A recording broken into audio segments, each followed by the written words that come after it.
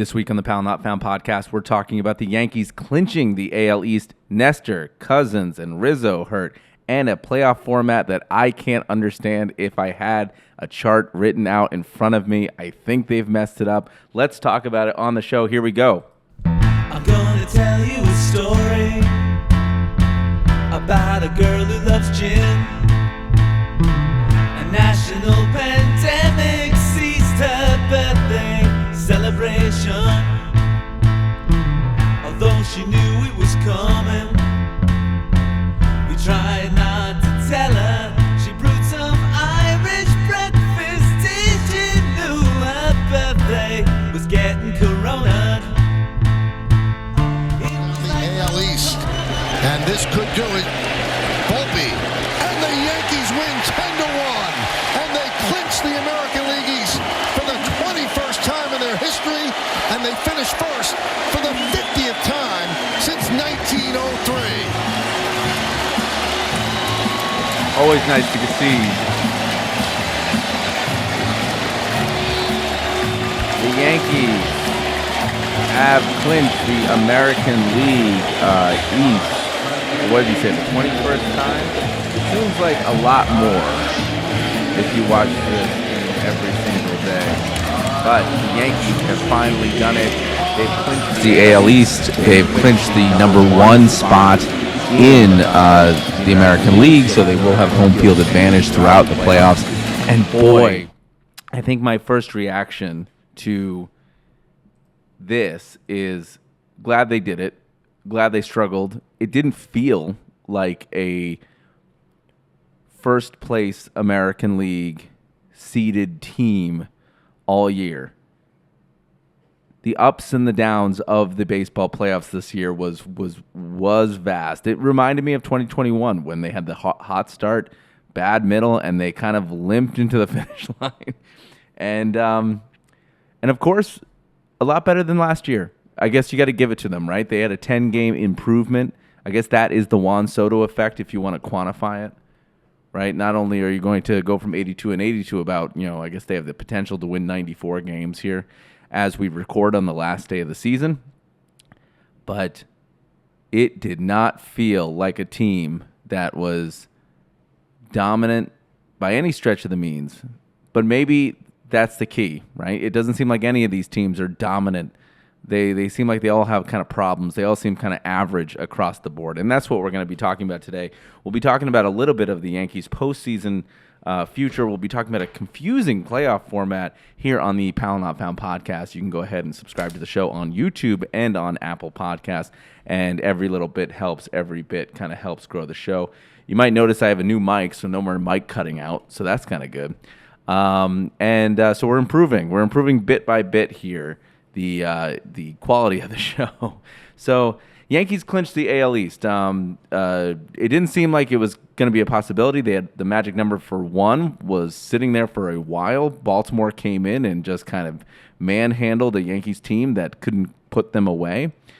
They lost the first 2 games of the series. In this Pittsburgh series that was subsequent after they finally sealed the win, with an offensive rout of the Orioles, kind of sealing their fate, at least for the AL East. They dropped 2 against the Pirates when they only needed a couple chances to clinch the top seed, and they dropped the first 2, and are at kind of the detriment of being swept in a series that now doesn't really matter after the Guardians lost last night to the Houston Astros. Verlander kind of handled the Yankees' business, so I guess you got to thank Houston a little bit for sealing the Yankees' fate, something that they couldn't put away, and they couldn't get the number 1 seed by themselves with a win. And this comes also at the detriment of having some key players kind of going in hurt into the season. So earlier in the week, we found out that Nestor Cortez is having some elbow issues, which is never good for a pitcher. And he's going to be out for considerably the postseason. They didn't eliminate him for a return. I guess they just don't want to show their hand that early to their competition. But it doesn't seem like Nestor's going to come back, and that is he's a hard man to lose. I think we talked about this on the trade deadline, that Nestor so much of this team is kind of surrounding a couple key players, and Nestor is one of them. He's been one of the guys that was a surprise coming over to the team in the first place. His wacky deliveries, the nasty Nestor, the coffee stuff, that he had competitions in the dugout. He seems like he's a clubhouse leader, and to lose him at this point is a really, really tough loss. It's takes that consistent lefty starter out of your rotation. It makes you kind of squeeze on your bullpen a little bit more. The Yankees were sitting in a really, really nice position. They had more starters than they knew what to do with, right? We had a rotation where Nestor went to the bullpen begrudgingly, but he did in order to kind of accommodate Clark Schmidt's starts. We had Stroman do the same thing. They were kind of going back and forth. They had a designated long man in the couple of them in the bullpen, depending on how they decide to start this division series, which is looking more and more like you're going to see a Cole, Rodon, Heel rotation. I don't think that they, especially after the last couple rocky starts from Stroman, I don't think that they give the ball to him. But he goes down, and another option goes down also in the bullpen in Jake Cousins. Jake Cousins was a consistent kind of high leverage piece. They made him very, very valuable over the course of how many appearances, and consistent pitching kind of made him a critical part of our bullpen. But Cousins goes down with an injury as well. I don't know if they've actually named an ETA. Let me see if I can find that of his return. They put him on the 15-day DL about 6 days ago, right? So he might be with a right pec strain. So yeah, this is the injury that a lot of people didn't realize. What's the timetable for that? How does one even strain their pec? Is probably a better question. And the biggest injury of the pre postseason here, as we start, as we finish up the season, is Anthony Rizzo. Anthony Rizzo is just he got beamed on by a ball on his hand. He has just recently kind of come back from the forearm fracture that he suffered at Fenway. And now he is out with a fractured fourth and fifth bone. We actually have some of the clip of Aaron Boone talking about his injury after the game. It's just another freak injury. It kind of stinks because Rizzo is he provides that protection in the lineup that you need, even if Rizzo's not going at 100%. Rizzo's not going to be probably back next year. This is it. And for him to kind of go down like this, if he can't play through it, is going to be a little bit of a blow to a lineup that honestly needs everybody that it can get. So let's hear a little bit from Aaron Boone after the game. This is during the post game after they suffered a loss again to Paul Skeens and the Pirates. Let's play that clip. Yeah, he has a fracture in his fingers here. So we'll see what we have as the week moves forward. It doesn't totally rule him out. Something that, is a pain tolerance thing. So we'll see, as the days unfold here of what we have. How much swelling is there in there right now, and how much is that a part of it to see if he could? Yes, I'm not sure exactly on the swelling, but a little bit. Probably your best defensive first baseman going into the postseason. Just without him, potentially, how big a loss is that for the team? I mean, no question. He's come back and done a really good job for us. Obviously, kind of helping anchor our defense, and I feel like he's been giving us really good at bats too at the bottom of the order. So, we'll see what we have though moving forward. I don't want to jump to anything. We'll see, how he responds in the next, several days. Obviously, before we kick this thing off in a week. So yeah, they don't really quite get to they don't quite get to kind of ruling him out, which I think is a interesting tactic. They say, hey, it depends. It's a pain tolerance thing. He can play through it if it shows up well. And so the Yankees are definitely going to have time. You're not going to see Rizzo in the lineup today as the last game of the season goes on. And they don't have to start a playoff game against anybody until October 5th. So they have quite some time to not only make a decision about who they want to replace Rizzo with, but they have time to kind of test to see where Rizzo's at. Fracturing a bone in your hand, and I can just say this from personal experience from just injuring like a part of the wrist. Man, you don't realize how debilitating sometimes these injuries are until you start testing it and realizing, oh, you got to let it rest. Like, it's the end of the season. I know Rizzo probably wants to play through it if he can. I wonder how much padding you can put on a hand before you start feeling it. It is his. He's a lefty, so it is his glove hand. It's his lead hand on the bat. How's that going to feel when the ball pops in the web? Is my question. I also thought it was an interesting reaction from Boone and Co. about the injury right after the game, because usually if this is middle of the season, yeah, Rizzo's going to go on the IL, right? They're going to heal. They're going to make sure he's postseason ready. Well, they don't have time for that anymore. It's the postseason, So it's interesting that now they're kind of taking a warrior type approach to, well, yeah, we're not going to rule him out yet. He can play through this thing. Like, we don't give a crap. Like, you're playing, right? We need you in the lineup here. So interesting how the reactions, the approaches have started to change now that the Yankees have kind of turned on that postseason light. They've turned on the switch, right? They've flipped the switch. They've done the things. Now they're here. They can't make excuses and say, we got to have everybody ready, right? They're here. So they do have a couple options in AAA. Ben Rice, as we saw earlier, 3-home run Ben Rice against the Red Sox. Struggled mightily towards the end of his tenure here with the Yankees before Rizzo came back and he was sent back down.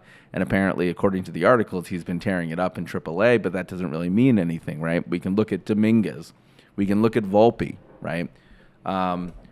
Major League pitching is a different beast, right? So even if they're raking in AAA, does not mean it's going to be the same in the major leagues, right? Susan Waldman kept on pointing this out when Ben Rice was up. The inability to hit the curveball really, really was exposed when he was up here. So if they decide to call him up on the postseason roster, it's not a bad replacement for Rizzo. You're never going to replace what he brings to the team and the defense he brings to the team and the leadership he brings to the team, the championship caliber that he brings to the team. He is the face of the 2016 Cubs. So nobody they're going to put over there is going to replace him. But I think at this point, especially heading into the postseason, if you can get more of a rounded player who can pick it at first, that's not going to look like Mike Ford or Luke Voigt or some of those merry-go-round first basemen that we had. DJ LeMahieu was serviceable. Also, haven't heard a peep from about DJ LeMahieu in this situation, and it would be interesting if they brought him back, considering that he was gone with a right hip impingement earlier this month, and they kind of shut him down after his production was bad. But now that they need him, I wonder if you start to see that story get played up in the next week. So, Yankees also clinch the bye by getting the number 1 seed and being one of the first 2 in the division, and that sets them up for a 6-day layoff, right? And we've talked about this before, about how the 6-day layoff seems like an advantage. The Yankees, to me, seem like a team that really benefits off of the rest that it gets. In the beginning of the season, they are usually rearing and screaming and ready to go, right? It's something about that fatigue in the middle of the season that starts making them sloppy. So maybe the Yankees will be the first team to actually bounce back from this bye and from this rest and from getting them out of their rhythm. God, I hope so. Because last night, Aaron Judge goes 0 for 5. 0 for 5 with 5 strikeouts. Now, I know he's Aaron Judge. And I know he's probably one of the best hitters in the league. But what is a 5 strikeout game? The golden sombrero is 4. Is it the platinum sombrero? Aaron Judge strikes out 5 times, so he's postseason ready. And God, you want to hope that the rest does benefit them and gets them a little bit more fresh, makes the mind a little bit more focused, and hopefully they do things within this 5 days that keeps them in the swing of things that's not going to take them out of it. Because history shows that this layover is not particularly good for these teams coming in. And it's allowed what I think is subpar teams to reach it to the World Series, right? I mean, what was it, 2020, when Houston had like almost a sub 500 record making the playoffs. And yes, it was a 60-game sample. Things like that were going to happen over 60 games. But it was still, there was still a part of me that goes, they shouldn't make it, right?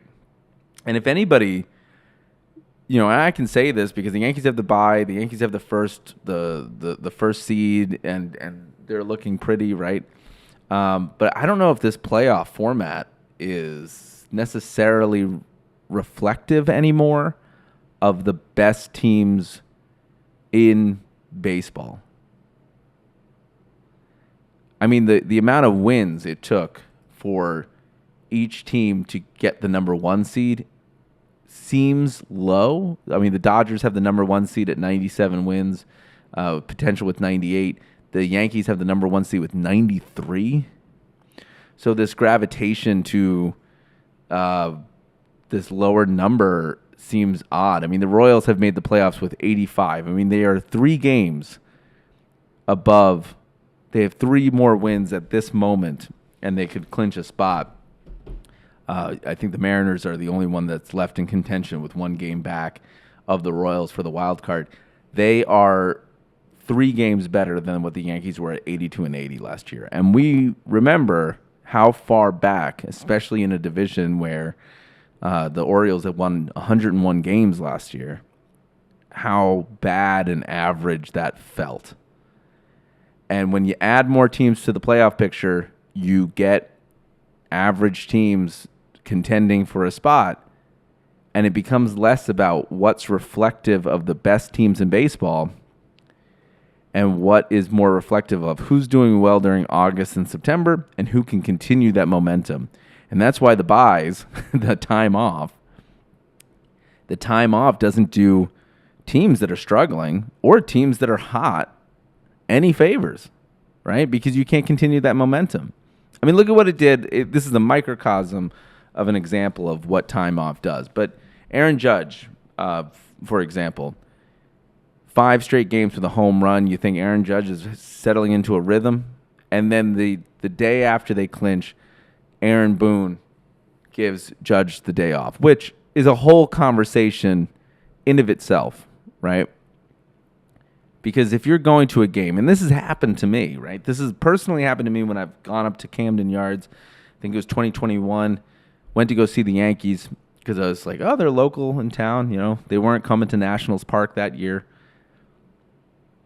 And I went all the way up to Camden Yards, got a parking spot, got everything, and Judge wasn't playing. Now, I understand players need days off, I guess. I mean, you look at someone like Soto last year, played 162 games. Bobby Witt this year played 162 games. So it is possible to be durable. Players, when I was younger, played a lot of games, right? They fought their way into the lineup every single day, even when the manager didn't want to. But I get it. The game has changed. Analytics. The players are made out of glass. Sometimes you just need to rest Stanton. Give him a day off from the DH spot, because those 3 at-bats, walking up the dugout steps, that can take a lot out of you, especially if you're an athlete. So No, I know. Sometimes I try to walk up the stairs of my apartment just to get a little exercise, and I have to call in sick the next 3 days at work. But that's sarcastic, by the way. They should be playing every single day. They should be getting that consistency that they need.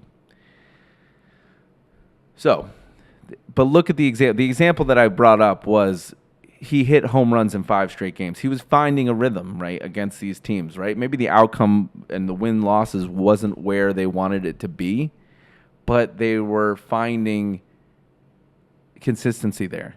They clinch, they take him out, they give him a day off, comes back 0 for 5. You can't tell me that it's just baseball at that point. Ride the momentum, you know? Could you imagine, like being a player going, finally, I'm seeing the ball well, and I'm just not getting playing time after it happens? I mean, it's happened countless times. It's not just Judge. Verdugo was getting hot. They benched him. There's been times in the past where people have hit, home runs and grand slams, and then they get the day off, right? It's like, what? Why did they do? DJ LeMahieu is a perfect example. Finally finding his stroke, hitting a home run, day off the next day. Give them the opportunity to put things together, right? We've heard it from many, many, many, many baseball players when the ball is looking large and it's, they're getting into a zone. They want the ability to keep stringing these things together because they're confidence builders, right? They just said too that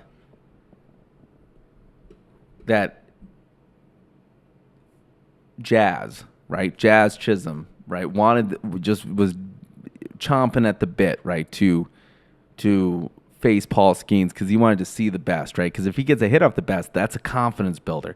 The same thing with these. Putting things together is a confidence builder. Baseball is a game of confidence. You have to have a strong confidence to play this game because you're going to fail 7 out of 10 times at the plate. So if you're not getting those opportunities, you're not getting the ability or the chance to put anything together. And that's what I think these days off are a killer sometimes. And that's why I think the bye, as much as I think that they think it's a benefit, I just don't think it plays the same way that it does in the NFL, right? You're probably looking forward to getting that bye to the divisional round, right? You don't want to play wild card week in football because you're going to get banged up, right? The fresher you feel, the more energy you're going to have, right, to go into that next week, right? The Patriots didn't seem affected by how many times they got the bye in the AFC, right? It just seems like it does something different to a sport that plays every single day, right? Football is kind of used to it, right? That's the kind of the cadence of their season. Plus, they get a bye week within the season, so they know how to prepare for it because season after season after season provides them with a 2-week layoff, right? Teams that fortunately get the chance to go to the Super Bowl every single year, the Chiefs and the Patriots, right? They probably know how to deal with that bye a little bit better because they have a built-in bye not only during the season, right? Not only during the playoff structure, but before the Super Bowl, right? You have that week off to prep. They know what that is like. I just don't feel like until baseball figures it out, and until these teams figure out how to stay game ready, that you're going to see the benefit of the bye. Now, the third straight year, if this happens and they don't get if somebody who got the bye, whether it's Cleveland or the Yankees or the Dodgers or who's the second? The Phillies. If they don't see them represented, I think, in the divisional and the championship series, I think you're going to see Major League Baseball take a look at the playoff format. And that probably brings me to my next point. We're going to take a quick break, and then we're going to talk a little bit about the playoff format because, boy, is it confusing. And, boy, do I think it needs a little bit of retweaking because these tiebreakers that are happening, if you're following the Mets, if you're a Mets fan, God love you because you've had a couple seasons going into the postseason that will just rip your heart out. Diamondbacks, I don't understand. Even looking at the standings, you have 88 wins. You're sitting at 88 and 73. There's a team, the Mets are 87 and 72. You have the same winning percentage. I think it comes down to math at this point. It's confusing. If you're confused by the playoff structure, we're going to talk a little bit about it coming up after the break. So let's take a quick break, and we'll be right back. Ooh, uh-oh, there we go. We'll be right back with more Pal Not Found podcast right after the break. Okay, bye.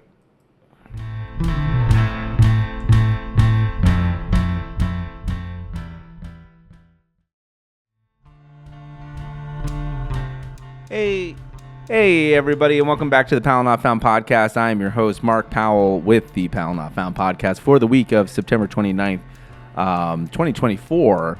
I have been looking. The break was actually longer than usual because I was looking for a video clip of Bucky Dent's 163rd game home run against the Red Sox, and honestly, it's harder to find than you might know. MLB.com has like essentially the whole game embedded in their website. But the reason I wanted to show and showcase this game from 50 years ago, essentially, is because the drama of the Major League Baseball playoffs and the one-offs, I feel like, has been muted over the last 10 years as they've expanded playoffs, as they've tried to make more teams accessible to the playoffs and make it a little bit easier for more fan bases to get exposure in the playoffs, right? I understand that. As a Yankees fan, there is a part of me that feels was spoiled a little bit as a kid, seeing and following the 1999 Yankees, 1998 Yankees. I was too young to follow 1996 or 97 when the Marlins and the Indians faced off. But even the playoff runs for the Yankees in 97, because I believe they were still in the thing. But anyway, and in 2000 when they were facing the Mets, right?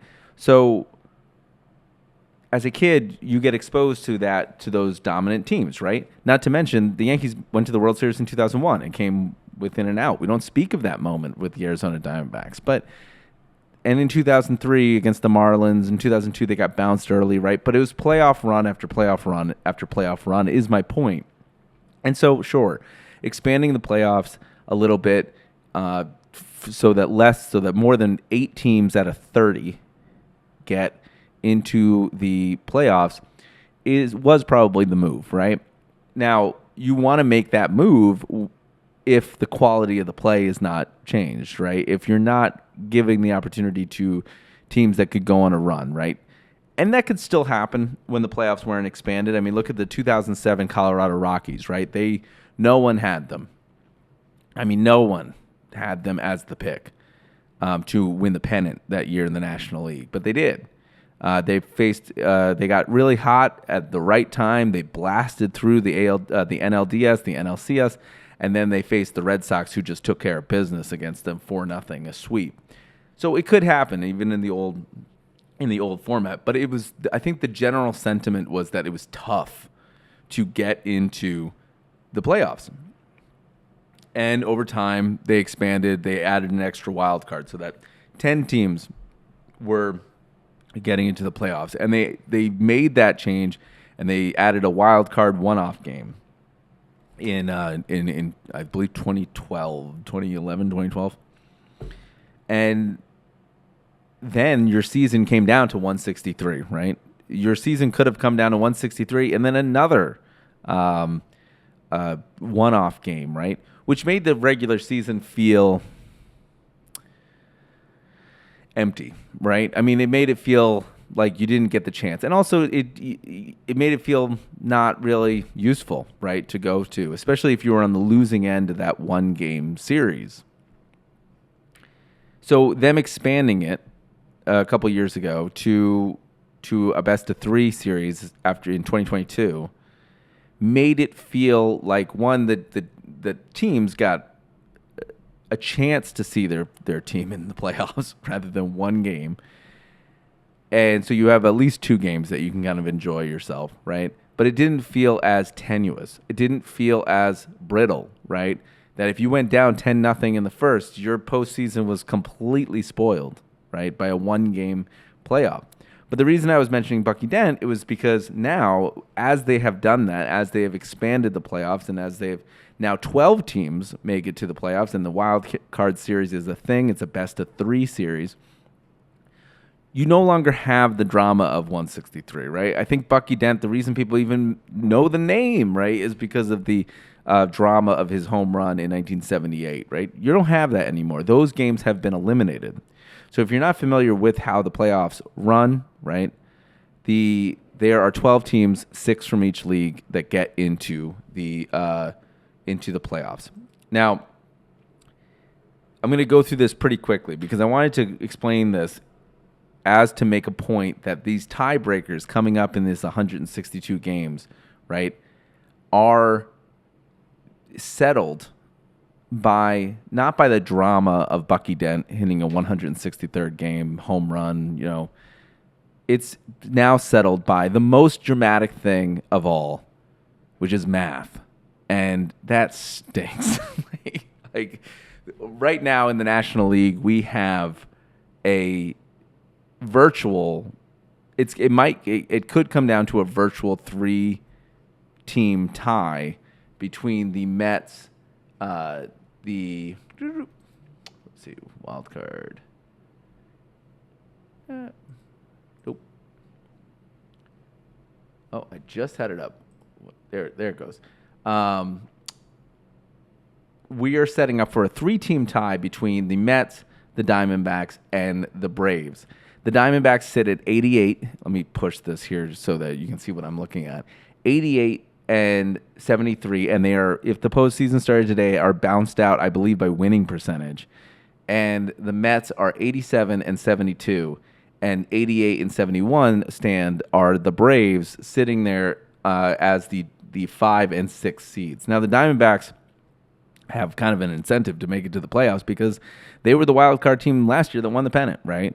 If they get bounced tonight or after Monday's doubleheader with the Mets and the Braves, because the Mets and the Braves have 2 less games that they have played, that could determine not only the outcome, but where they stand in terms of seeding.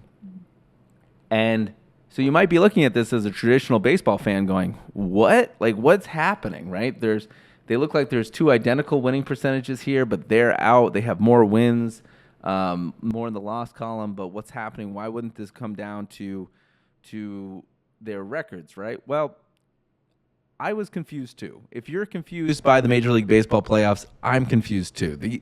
The way that they settle the tiebreakers in this league by math is probably one of the goofiest things they can do. Now, this is the consequence of bringing in more teams that are hovering around 500 into the playoffs, is that you don't have that separation between the good and the bad, right? You don't have that oil and water situation that's happening. You have this mixture, this nebulous of teams that are hovering around the same kind of skill level, record level, and you could be bounced out just because the math doesn't work in your favor, which is not a great way to create memories, right? Nobody wants to clinch a playoff berth just because the math worked in their favor, right? Bucky Dent hitting a home run and them using the game of baseball to settle it, that was the way to do it, right? I'm not sure why they have such a big caveat against the 163rd game unless they envision a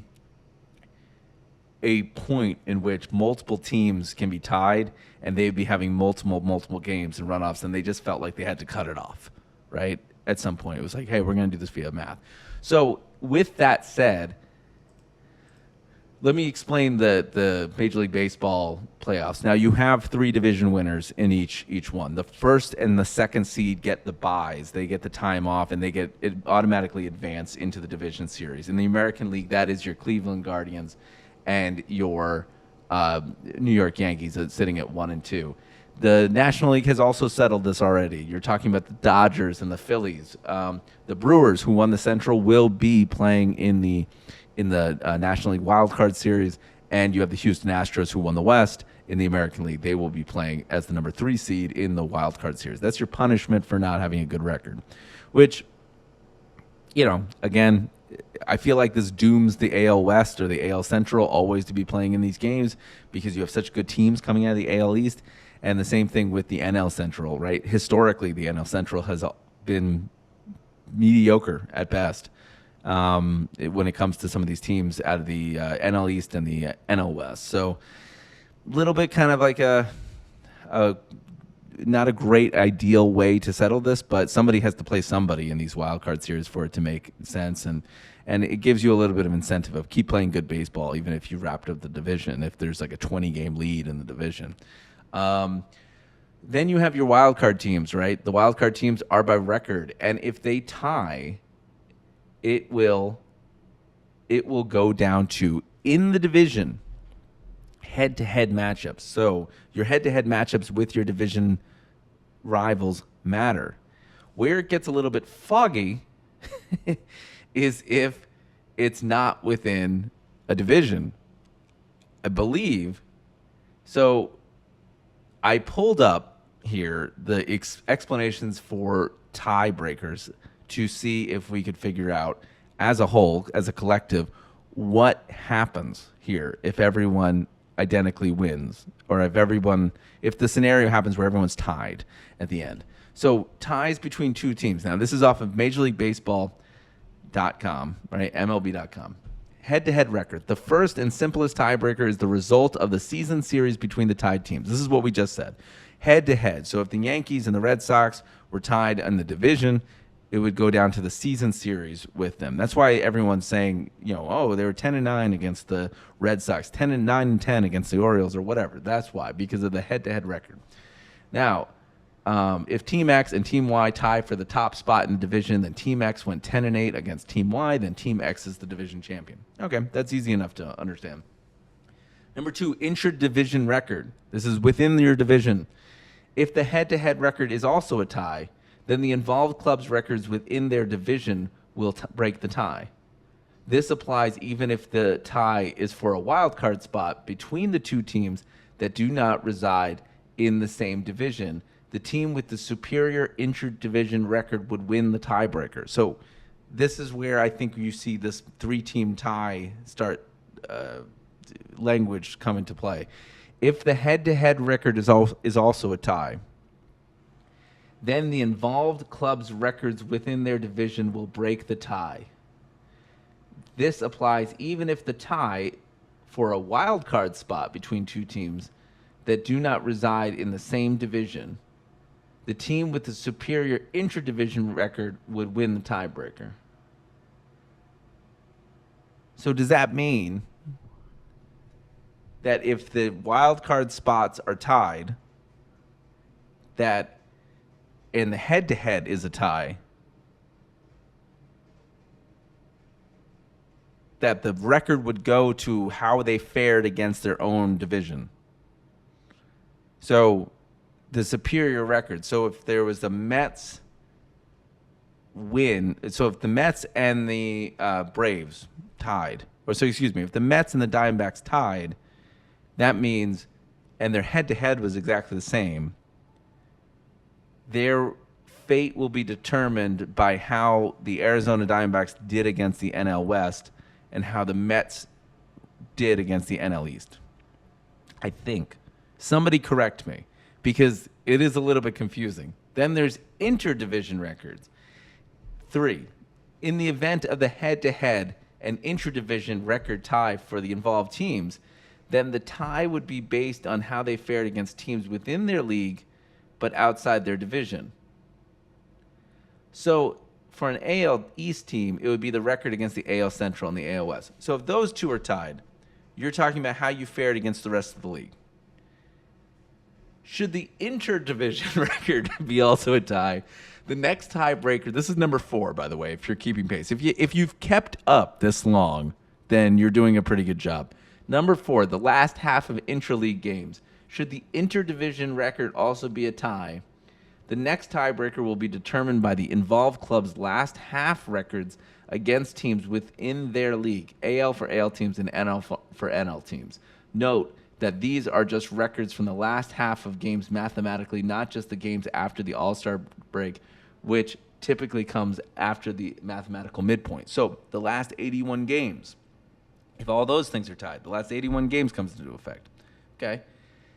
Should the records of the involved clubs in the second half of the intra-league games also be a tie, then the outcome of the last game of the first half of the intra-league games is used. Should that also be a tie, then the previous intra-league game on the schedule is used. The process is repeated until the tie is resolved. So should the records of the involved clubs in the second half of the intra-league games also be a tie, then the outcome of the last game of the first half of the intra-game games is used. So they keep on going, keep on going back each game past 81. Holy moly. That's if the ties are happening. Needlessly complicated. It almost feels like at some point, maybe they've let too many people into the postseason. Do you think that they're ever going to, have a point where they recede the number of players, a number of teams getting into the postseason? Absolutely not. This is a league that's looking for ways to make more money. And how do you make more money? You get more people interested in the postseason. You get more people, more teams in there. You get more fan bases involved, and you sell. So I think they're looking for a point where, how many teams does hockey let in? Like 16? It feels like 27, right, out of the 32 teams in hockey. But I think it's like just about half, right? I think Major League Baseball is not going to be satisfied until they let so many more people. So what I think I'm trying to get across is that it's needlessly complicated. It's hard to look at the standings right now, especially the wild card, and understand without the right information in front of you who is getting in, right? If they didn't put it in order for you, it's hard to calculate, and it makes it needlessly complicated. But again, they've made this confusing mess themselves by letting more mediocre teams into the playoffs, right? When you get around 81 and 81, you're going to have these scenarios where tiebreakers are going to need to happen, and you're not going to be able to settle it on the field. And I think that's the biggest problematic thing, is that it's going to be settled by 0.1 or your record or how you did. And a lot of people would argue, if you don't want this to happen to you, then play better during the regular season. It's the incentive. It just doesn't lend itself to dramatic moments. It doesn't lend itself to being remembered in history. Now, if the Mets get bounced because of a mathematical anomaly, or the Diamondbacks seem to be the one that's in the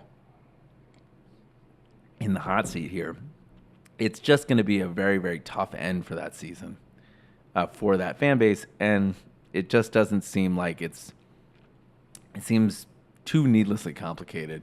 And if you're the Diamondbacks, you're looking at, hey, my record was exactly the same as them. Just because we didn't fare well against X other team, it doesn't make sense. It should be a face-to-face from some of these teams. But before we wrap up here, because I wanted to touch on a couple other things before we wrap up. This is going to be a very heavy baseball episode. There's also ties between three teams. It's more complex for three-team ties. There are two ways those can be determined, which are as follows. If all three teams have an identical record against one another, then tiebreakers will be settled in this order. Highest winning percentage among three tied clubs in intra-division games. Highest winning percentage among three tied clubs in intra-league games. Highest winning percentage in the last half of intra-league games. And highest winning percentage in the last half plus one intra-league game, provided that such additional game was not between any of the tied clubs. Continue to go one back until any ties have been broken. Am I making my point here? I feel like I don't need to go through all of these. What happens if it's not identical, ties between four teams? It's needlessly complicated. Like, it makes it feel just flat. Like, if there's no drama, there's nothing, right? Exactly what they wanted to bring into the game. They wanted to bring in the game more excitement. But with this complicated playoff structure now, they've brought in just confusing. If you're the wild card team, you better hope you're number one on that wild card spot because it makes it a lot easier. But the fact that you could have this happen to you to determine seeding and determine where you're going, it just makes it hard to prep and for the teams, and make it hard to kind of prepare for even fans to figure out who the heck are we facing, right? There's still, even if you bring up the postseason picture here, there is still some toss-up here in the last game of the season of whether the Orioles are going to face Detroit or the Orioles are going to face Kansas City. If Houston's going to face Kansas City or Houston's going to face Detroit, because the seeding hasn't been set yet. The National League, that wild card's a mess. We only know the Brewers are in, right? Like it is, and San Diego. It's just complicated. They've set up a situation that's really bizarre, and probably need to change it. Probably need to get back the 163rd game, and settle it on the field, right? The mathematical who faced who did better than what. That is a hard way to end your season. And that was my point by bringing up the postseason roster. But if you're confused, then I'm confused because it's just too much to deal with. And as it stands right now, the Diamondbacks look like they are the ones that are going to get the short end of the stick. And the Mets are going to have to play 2 more games against the Braves to figure out who they're playing, where they're going, which is not ideal. But also give it up to the Mets, too, for actually putting their name within this playoff structure. Remember, in the beginning of the season, we talked about how Cohen and David Stearns and the organization of the Mets essentially punted on this season, saying, this is not the year for our team. And look at them now. They've played pretty good baseball going down the stretch.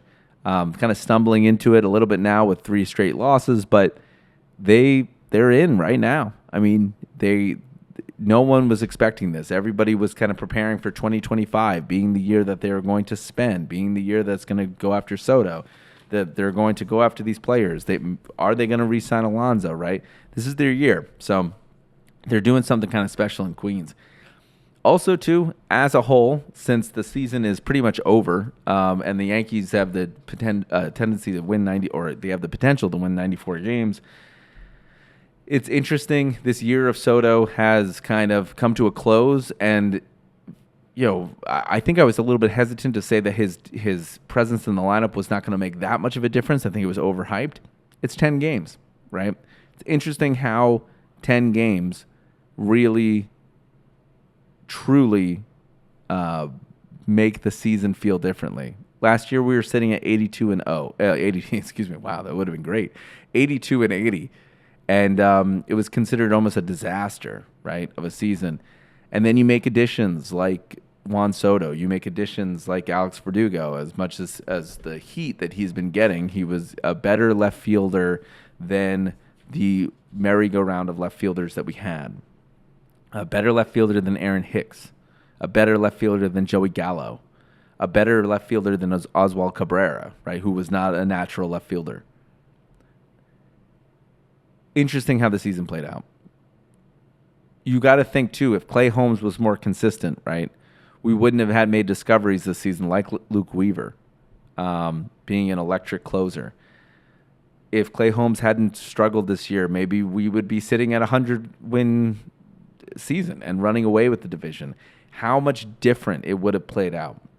But with the Yankees have to do something special this year because remember, we talked about in the beginning of the season, everyone's gone at the end of the season. No one is guaranteed at the end of the season. Glaber, gone. Holmes, gone. Rizzo, gone. Soto, gone, right? If the Yankees get bounced earlier in the postseason, I think you got to expect changes from the organization itself. It's too long. It's been 15 years since they've put together a formidable team that has broken through that ceiling again of the ALCS. I think this year you have to look out for Houston too. Houston, just like the Chiefs, like the ALCS goes through Houston. Now you gotta get that bugaboo off of your back as a team of Houston owning your number. So whatever happens here in the division series, if they advance to the ALCS, they need to make it. Otherwise, I think you have a Joe Girardi situation in 2017 when they're led, within a game essentially of going to the World Series and they got bounced. I think you're looking at organizational change at the end of this year. I think you got to re-sign Soto, or you have to make a big evaluation about whether you want to shell out that much money or whether his difference in the lineup really did make a difference. Now, of course it did, right? But can you find that somewhere else? Can you find that in the other bats? Can you restructure the way this team is structured? Can you restructure the things that this team values? Because clearly if they get bounced, it's, same formula, didn't work. Same result. So interesting going into the series. We'll be talking a little bit more about this come next week, because I believe next week we will be in the playoffs, and we'll be talking about who they matched up with. So all that math we talked about earlier in the show is going to be resolved, and we'll figure out how they're faring and how they're matching up, and how the Yankees will do as they open up at Yankee Stadium. So I'm excited. We made it through an entire season. I think every single baseball season is a grind. It's 162 games. It's a lot of paying attention. It's a lot of time at night. I don't know what I'm going to do with all this time at night once the Yankees are finished, or once the postseason is finished in November. Finally time to watch some movies at night, to watch some shows, catch up on some shows. It's only Murders in the Building is out, and I still haven't watched it because of why? The season is so long. And so with that, we'll go ahead and wrap up the show talking about the postseason future. Again, thank you guys for subscribing to the podcast, listening to the podcast, supporting the podcast, doing the things that we need to do in order to grow the show. And with that, we'll call it a podcast. Again, I'm Mark Powell, and thank you guys for watching, and we'll be back next week with more things to talk about, because that's what the human race does, just thinks and talks and thinks and talks, and here we go. Bye, guys. It was like there was hope.